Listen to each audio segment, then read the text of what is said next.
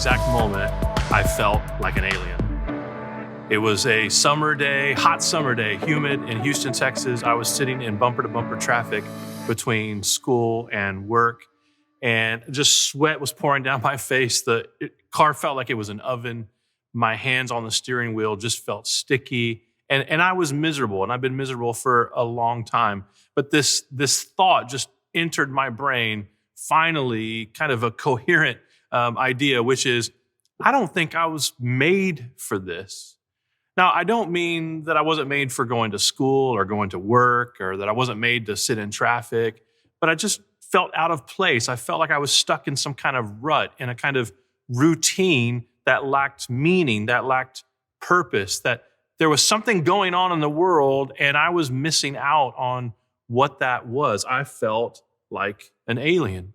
Maybe you have felt that way as well. I was thinking in that moment, and maybe you've had this thought also, that if there was some kind of narrative that made sense of everything, that would actually give some meaning in that hot, humid car, that maybe I could actually find myself in that story and would actually be rejuvenated, reinvigorated in some way.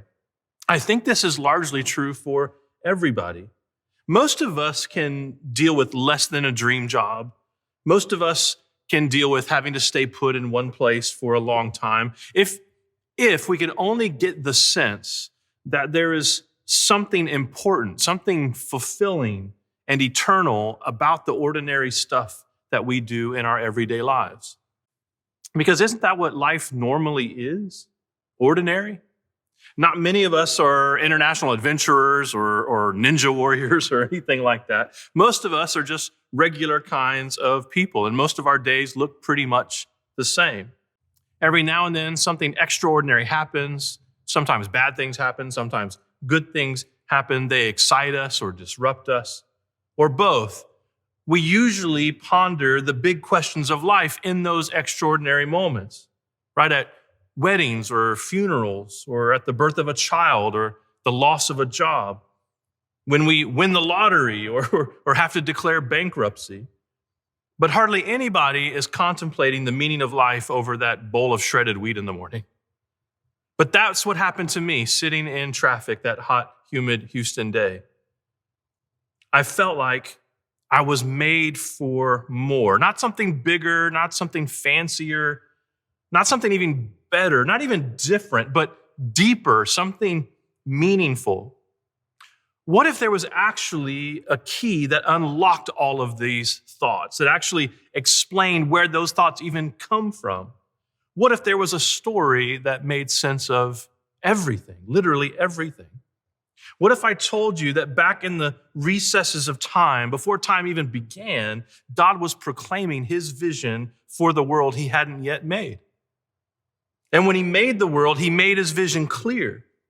And while he didn't make the mess of brokenness and sin that we deal with every day in the world, and even within our own hearts, his vision is not so easily derailed. The world is broken, yes, but God has a plan.